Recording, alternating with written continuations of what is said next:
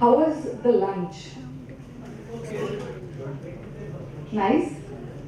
You know what, as a speaker, I always thought that the session after the lunch is the most difficult. But today, as I stand here, I realize it's after 30 or 40 minutes. The sugars and the carbs kick in. Right? And my session is on storytelling. So I just hope I don't put you to sleep because there are some stories that I have had in my journey, some stories that I've heard, and I hope they inspire you and not put you to sleep.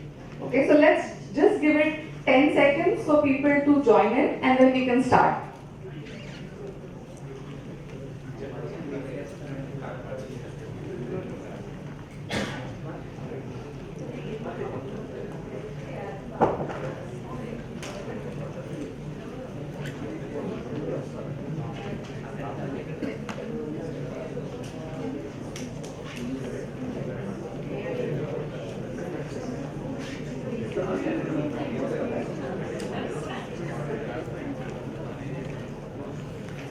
There's some space in the front as well. I'm not going to make you do anything, so feel free to come and sit in the front. Is it possible to switch off the lights? Just these ones? So this is Ria. She's a business analyst. She's very tech savvy and she's into fitness, as you can see. She uses a smartwatch to track all her activities. She's on LinkedIn, so she posts quite often. She interacts and does a lot of meetings throughout the day. Needless to say, sends a lot of emails. And because she's also very social media savvy, she uses Instagram and a few other social media applications very often. Why am I telling you all this? So while Ria does all this, she is producing a lot of data.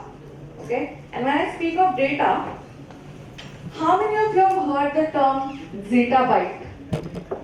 Raise your hands. Okay, I see one person here. Can you grab a chocolate, please? Can you please pass it on? Okay, there's one more person there. Can you? Okay. Zettabyte, okay. Oh, now there are many hands up. Okay. Fine, you can grab. So what I have here is, I don't have as many chocolates, unfortunately, but I have some bookmarks and I have some laptop stickers here. Later, feel free to grab those, okay? So zettabyte, just to put things in context for others who don't know it, and I was the same a few months, years ago. So this is what it looks like. In school or college, maybe you would have studied bit, bytes, KB, MB, GB, TB, and that's where things ended for me, okay? When I was studying engineering, and I often laugh about this story, I had a 1 GB pen drive. And oh my God, that meant so much. And towards the end of engineering, my brother bought me a 2 GB pen drive. So it was such a big thing. And the person in class who had an 8 GB pen drive, it was like, oh my God, this person is the elite of the class. And I don't know how many of you know, there's a lane in Pune called as, where you get all second-hand things. Do you remember, Ashutosh, or that lane? No, not in Appa Balwan Chowk, but it is it's not Chor Bazaar, but Juna Bazaar, basically. So where you get all these things, and a few of my classmates were like, hey, we are getting a 16 GB pen drive there, and at a very cheap rate, let's go. So a lot of people ended up buying it, and all they found inside the pen drive was a cardboard. Okay, so basically 1 GB, those were the times of 1 GB and 2 GB pen drives. But why am I talking about it again is the volume of data we are generating, consuming, processing is immense these days. And zettabyte was 1000 raised to 7. We have so far generated by 2020 64 zettabytes, and that's tripling in by 2025. And the reason that is tripling in 2025 is, and it's a rhetorical question, do you use data? Yeah? Can I get some examples? Actually, we are the data. We are the, okay. Yes? Tracking your own health. Okay, health apps, what else? WhatsApp. WhatsApp, movies? Google Social media. Okay, what else? So when I was traveling here and when I often travel to other cities, I look at reviews of the hotels, right? Not just the stars, but also the comments to like qualitative data as well to see if it is safe because I usually travel alone. So we use data in every front of our lives. And that's just to say, with the advent of emerging technologies, and we use these terms very, very often, like AI, ML, and all the fields of data science, what we often miss is what lies at the heart of all these technologies is data. And if you don't have good data, it's literally like garbage in and garbage out. So while I do agree that a lot of focus needs to be on futuristic things, but we also need to sort our basics first and also identify how are we leveraging this data to the fullest. Now, I'll give my example of how I use data. There's a reason I didn't introduce myself in the beginning. So hello everyone, I am Rucha Kapre and I head a data department at Springer Nature. For a lot of people might not know Springer Nature because it is a research publisher, but it is also the company which owns Macmillan, and Macmillan is a very, very small brand. So most of us have used Macmillan books in school for English. So Macmillan is their language department, but otherwise they are into research. And why am I talking here about research? And a lot of people ask me, because I head the DEI data department, which is diversity, equity and inclusion. And a lot of people ask, hey, what is a technology person like you doing in the field of DEI, or a data person like you doing in the field of DEI? And my simple answer is, I'm not a DEI person, I'm still a data and technology person. I'm enabling DEI teams with the data by showing them insights and making a change. And an example I can give you is, most of us have taken vaccines in COVID. Yes. Yeah? Those might have been research, right? At least that's my hope and pray, right? Research somewhere and tested somewhere, right? So whatever research happens, it comes into our day-to-day life. So the research of yesterday is the lives that we live in today. They're not disconnected. Sometimes it might take a few years. Now imagine this research is done by all like-minded people. Say all this research is just done by the people in the US and not done by the people in other areas. Or imagine this research is done just by people who are like really advanced in their careers, like Nobel laureates, and it's not done by somebody novice. What would happen? Biases? Would we also lack innovation in some way then? Because we don't have diverse perspectives. And that's exactly what I do. So if you look at a research that is being published from the USA versus the research that's being published from Asia, specifically China or India, there's a lot of bias that the research that is published from the US will get more acknowledged. Similarly, if there's a career stage bias, if a research is being published by a Nobel laureate versus a similar research is being published by somebody who is really very new, then your inclination or affinity is mostly towards the other person. So that's a career stage bias. So there are many biases like this in research, and my job currently is establishing these baselines to see, okay, we talk about geographic bias, but what are the numbers like? And of course, I couldn't get the company data, but I can show you an example. So this is the research published in the top 5 countries. And if you see the number of publications, so basically scientific research is published in the form of papers, similar to magazines. And when I say paper, it is basically an article. So the number of articles that are published from China was 744K, and similarly it comes down like this. But what is more interesting is, per million people, there are only 527 people who have actually made these scientific publications. But if you look at India, it is only 138. Versus if you look at UK, it is almost 3,000, and UK is an island, a very small island. So again, I'm not saying that this is pure geographic bias, but it could be that, like growing up, coming from a middle class family, the two options were doctor and engineer, right? So maybe we're not taking research more as a subject, but this actually gives you some insight. So there might be multiple reasons, but at least it shows you one layer. Similarly, if you look at gender representation, and this is very interesting, when you look at fields like mathematics, statistics, politics, radiology, the representation of women and other genders is very, very less. It could be as less as 10%.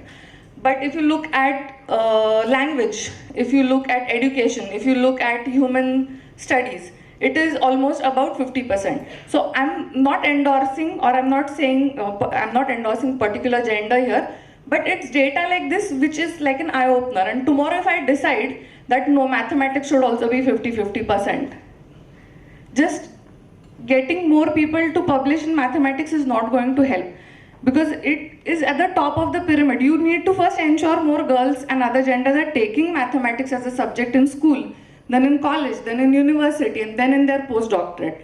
So one insight at least helps me build a plan.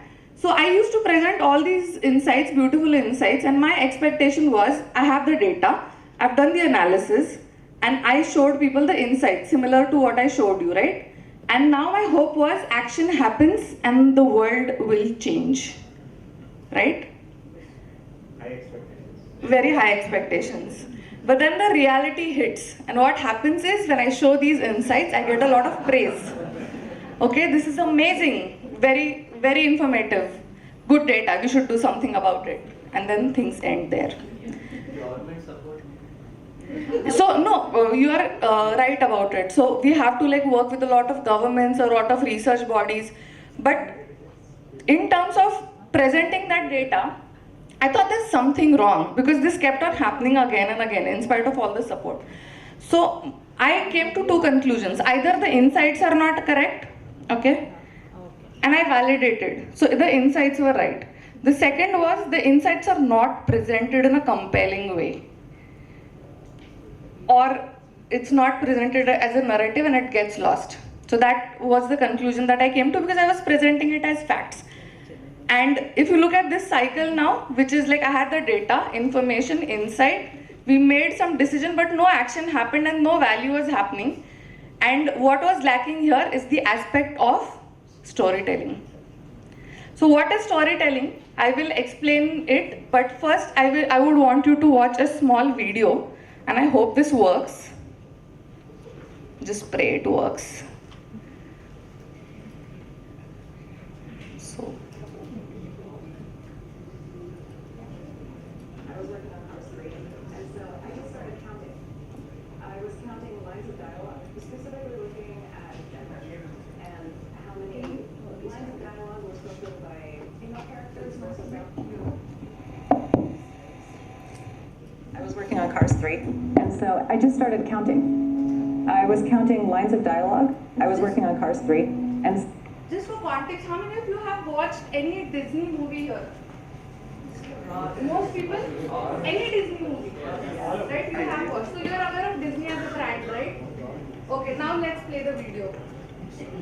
I was working on Cars 3, and so I just started counting. I was counting lines of dialogue, specifically looking at gender, and how many lines of dialogue were spoken by female characters versus male characters, and then how many female characters spoke as opposed to male characters. There are certain characters that we inherited, like Lightning McQueen and Mater and Doc Hudson. There was only so much that we could work with, but I didn't feel like I could just let it go.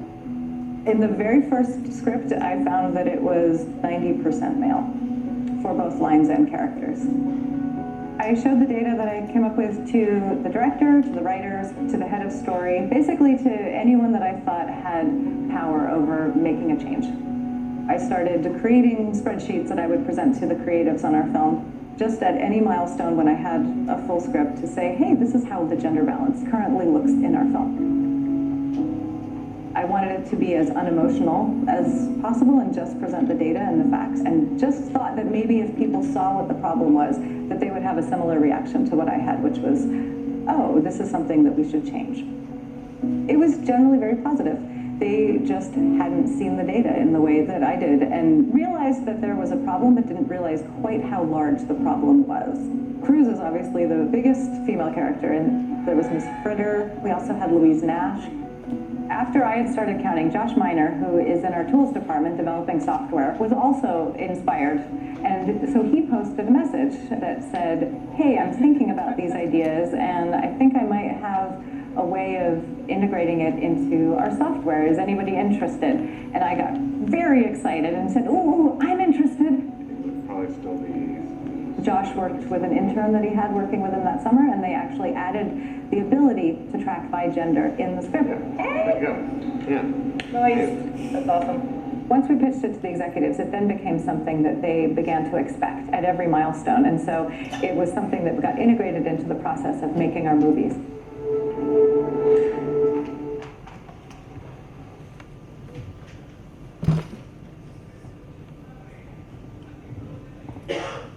Thank you. For people who it was not clear, I can quickly summarize it later, but the reason I gave this reference is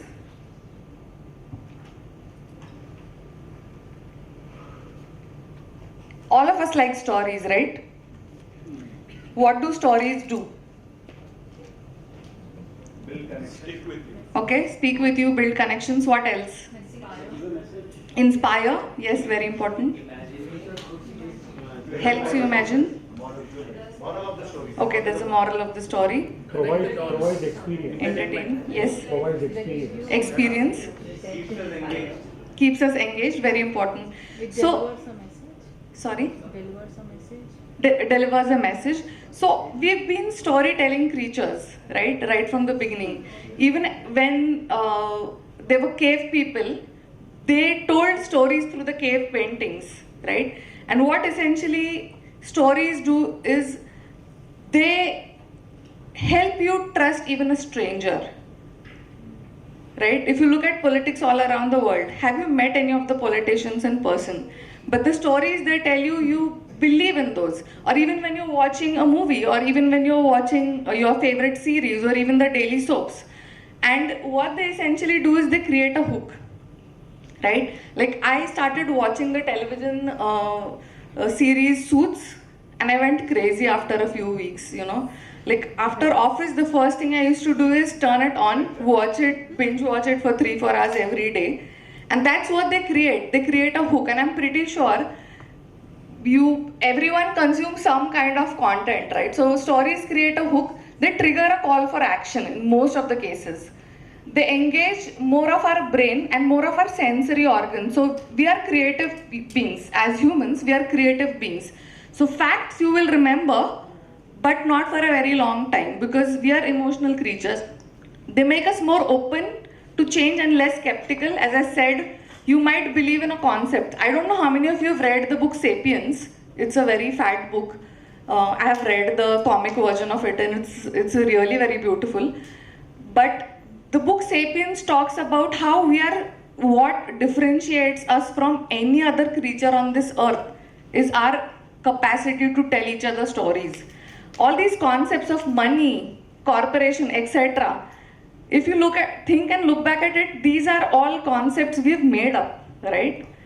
It is not a real concept. Now it feels real because we are all believing in that truth. So that is also a story. It enhances our comprehension, helps break down difficult concepts, and it forms a unique connection between a storyteller and a listener. Like I'm a big fan of Sudha Murthy books. And when I read her books, I feel there's an immediate connection, as if she's like narrating that story sitting in front of us. So it creates that connection. And I was in the finals of one of the innovation tournaments this year. This is not to brag about me, but they did take us to, like all the 10 finalists, they took us to the Amazon office in Berlin. And there I got to know about this concept. How many of you know about this concept, that it's always day one at Amazon? Go and look up, it's like a 2-minute video or so. So this is their story that they tell each other every day, that it is always day one at Amazon. It's never day two. And I don't want to go into the details, but what day one means is you're nimble enough, you're curious enough, you want to experiment enough. And that's what your motto should be in life. So it's only then when you'll innovate, you'll do a lot of things, you will focus on customer centricity, you will focus on solving the problems, you won't be scared to experiment. And that's what the story of Amazon is, that it's always day one. Similarly, there are many other stories, but now we spoke about storytelling. Why bring a data element to it? Any thoughts? Evidence, data talks, facts. It's said, right? In God we believe, everyone else needs to bring data to the table, right? Gives a trust. And in school, what we are being taught usually is we are taught stories and then we are taught numbers. But if you combine these things together, what happens is stories create that hook, and after that hook and emotion fizzles out a bit, in the long run, the data helps. And hence, combining the two always helps. And the world we are living in today, the reason I gave you all those examples in the beginning is data is everywhere. Initially, it was the forte of a few people, right? Like data scientists, data analysts, etc. But you and I have to use data every day to make decisions. Which movie to watch, what are the reviews, which hotel to book, which location to visit in what season, what are the temperatures like, etc. So we are using data in our everyday lives. And there's a growing desire to make sense out of it. Organizations make hundreds of decisions basis of data, and it's people like you and me who make the organizations. Of course, the data scientists still use the data, but for our decision making, we have to use it too. And that's what the narrative is like. You have a story, you add data to it, and only then change can happen. But let's look at the definition quickly. So the data storytelling is the ability to effectively communicate insights from a data set, but using narratives and visualization. And the talk today focuses on narratives, not so much on the visualization. And we've spoken enough, and I think we have 15 minutes, so let's build one, okay? Let's build one. So the anatomy of the story, this is the basics of storytelling. This is the anatomy of any story. So there's a character, there's a hero. How many of you here understand like Hindi? Okay, so there's a hero, right? Most Hindi movies, the mother is ailing. He needs to get his sisters married. He's super poor. Everyone, the world is against him and everyone is troubling him. So there's a character, the hero. Okay, the context is everything that I spoke about. Conflict is he needs to like achieve something in life, get a girl or whatever it is. And within less time as well. And there's so many constraints. And eventually there's a resolution, right? He overcomes everything. Even when you look at a female character, there was this movie, Kahani, which Vidya Balan came with, like the first one. So her character setting was, she was in search of her husband. The conflict was like she created so many things and then she eventually overcame. Everyone loves a good ending, right? All of us love like the resolution part as well. So there's a resolution. So this is the basic anatomy. So when you look at the Disney story, the Jessica, who was the script writer, what she did is she just counted, the context was counted the male and female dialogues. Her simple intention was just to detach herself from the problem for all the people who couldn't see it well. And she noticed that when she counted, there was 90% male characters as well as dialogues. And she said, we want to change this. Why? I personally feel that the movies are the reflection of the society, but the other way around as well. And especially a brand like Disney, when kids are watching these movies, it's very important what we show them. And eventually she started putting those numbers on every script. People are not ill-intended, they just don't know how to work with it. Once people got those numbers, they realized in what direction you need to move. So that was her way of telling story. And eventually Disney's 2020 movie, which was called as Soul, had a 50-50% ratio, and that was her way of storytelling. Now again, will that change the world? Probably not, right? Like it's not, the world is not going to come down if the movie characters have like female or other genders less and male gender more. That's not going to happen, but eventually it will make a change. And it's said, right, how do you eat an elephant? It's like, or let's say chocolate elephant, is one bite at a time. So it's small things like this which contribute. Now also look what she had to say. So she said that there has been a problem acknowledged in our industry. So everyone knew about it, but nobody was able to figure out what to do about it. I just showed people something they knew they wanted to do, and they just didn't know how to look at the problem. So she just showed them a way to look at the problem through the storytelling. And there's this video, it's available on YouTube, you can watch it anytime. And the second story that I have is, how many of you know about cholera? Right? Do you know how cholera spreads? Water? By water. Yeah, but it was not very evident that it spreads by water in the 1800s. And the story behind that was John Snow was a doctor. He was a physician in London, 1800s, and what he saw is many people were dying with cholera, and nobody knew the reason why. And the city was grappling with the outbreak, and the cause of the disease was unknown. So what he did is he took a map of London city and he mapped all the deaths in that city. Okay, where he saw clusters, he also noticed that there is a water source in those areas where he saw the clusters. And the resolution here was, it is through contaminated water that cholera spreads. Now, it might sound very trivial to us sitting here in 2024, but imagine this is 1800. And what he did is the data collection, analysis, plotting of the deaths, location of the map, notice the clusters. This was pioneering work in the use of data, and he set a lot of precedents for and revolutionizing public health. So this is the power in which you can tell the story. If you would have just gone and said like, and he also used visualization along with it, right? If you just go and tell someone this needs to be done, it might not be as compelling. So now let's test it out very, very quickly. Again, usually I give data sheets to people, but at the setup and the time we have, I have set some context for you, okay? So ready? It's just a 2-minute activity. Don't worry, I'm not going to put you on a spot. But a very, very relevant scenario, okay? Sarah is a manager at a company, and she found that one of her people in the team, who's an upcoming writer, Wendy, who has a good social media following, has just received a job offer from a competitor. Is this suna lag raha hai ye? ठीक है, ठीक है. So after joining the company, in less than 2 years, this junior writer, Wendy, received a significant pay rise. Okay, it's not like 10-20%. From $30,000, it is $60,000. Okay, and this is the real scenario, by the way. So Sarah knew that if she lost this rising star, her team would struggle to hit its target and for the rest of the year. However, she was also very apprehensive. She's not the decision maker, middle managers, sandwich layers. Okay, so she was the middle manager here. And she was very apprehensive of going to her lead editor, who's a manager, and requesting an out-of-cycle promotion. I don't have to tell you, out-of-cycle hikes, how hard can they be, right? So now everyone is clear with the scenario. There's Sarah, there's a person in her team, Wendy, and Wendy has got an offer from the competitor, and now Sarah needs to decide what to do, okay? And you are Sarah, okay? What would you do? Unfortunately, you don't have that choice. Okay, so we have around 10 minutes.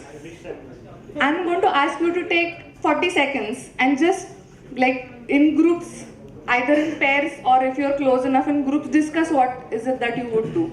And if you come up with an innovative solution, we'll like go for 3 solutions from this team.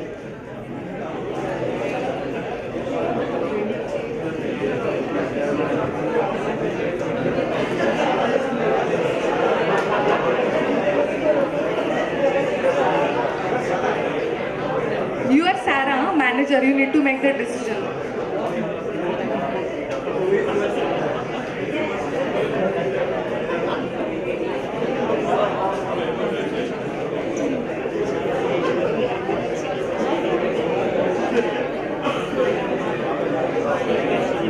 Okay, in the interest of time, I'm going to stop. Any innovative solutions?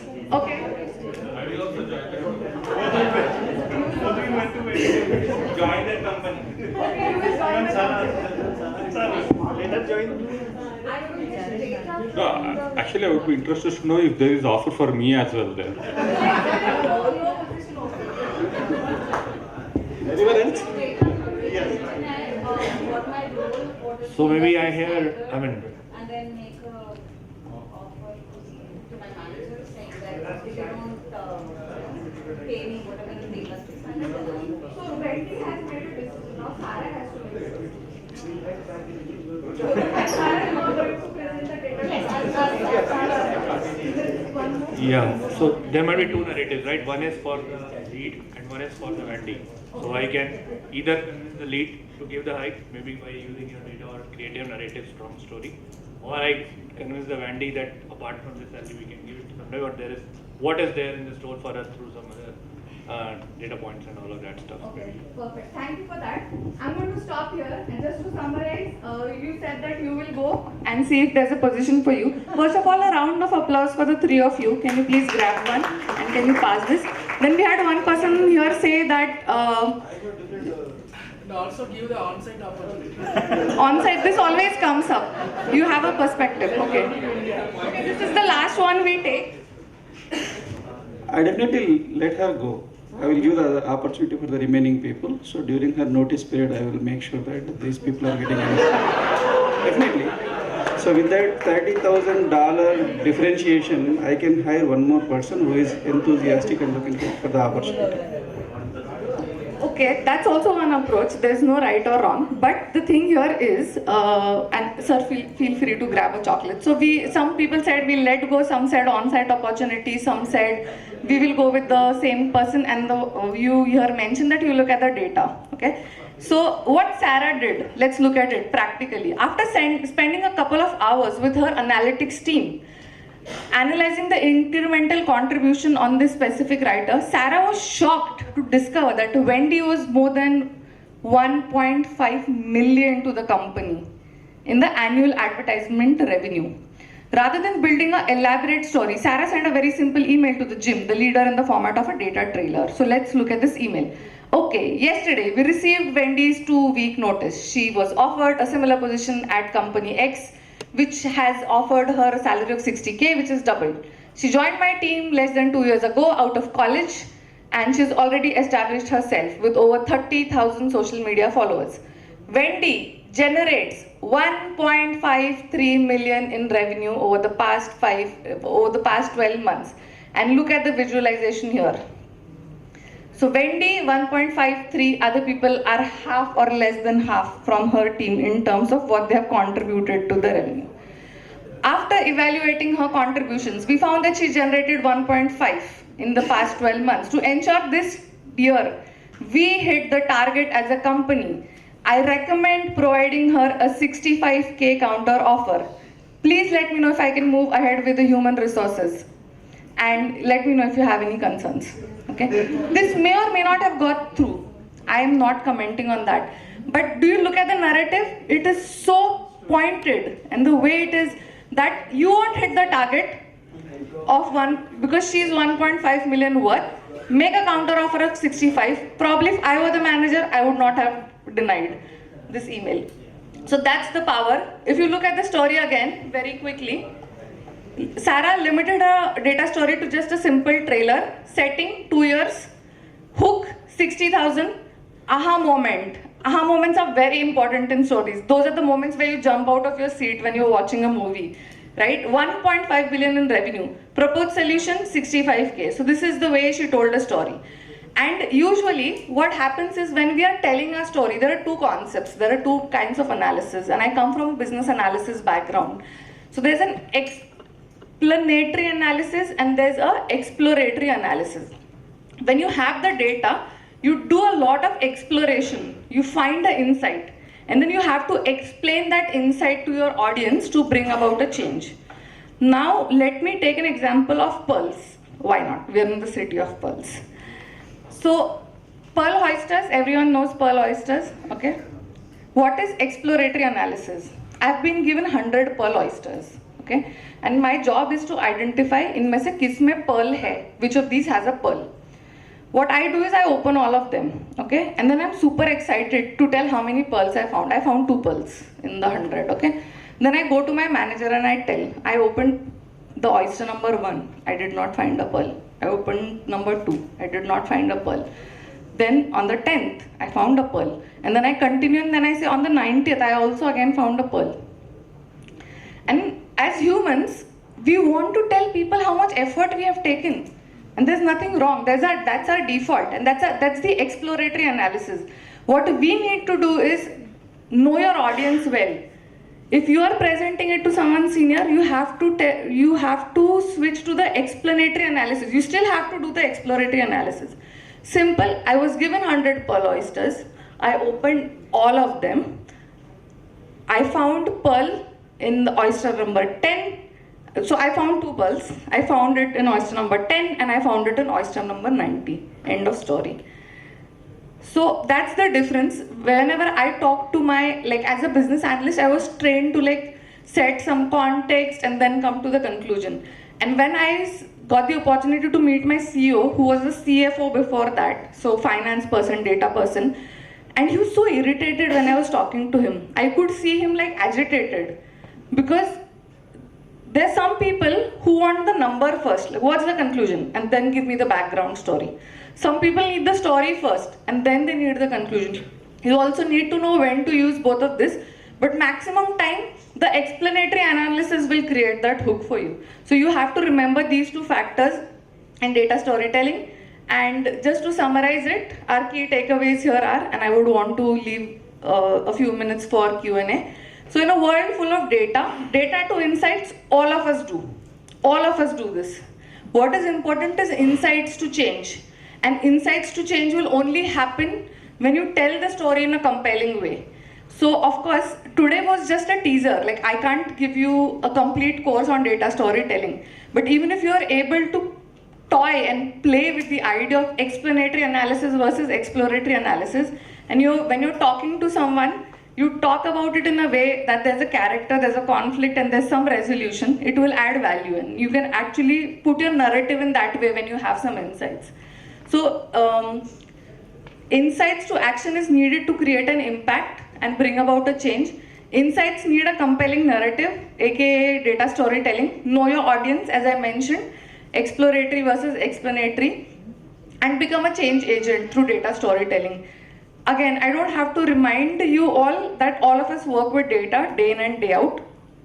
And what is more important is how you present that data and bring about the change. That's pretty much from me. Most of the examples I used here were on my journey of learning, but I would highly recommend these 2 books. They are available on O'Reilly. The first one is Storytelling with Data, and the second is Effective Data Storytelling. They're quite expensive.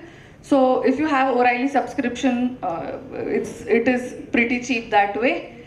And that's pretty much from me. This is my LinkedIn QR code. I would be happy to stay in touch. I'm also happy to share the deck if you need any references. That's pretty much from me. Thank you so much. You've been a lovely audience. I didn't feel that it was a session after lunch break, by the way. So thank you for that.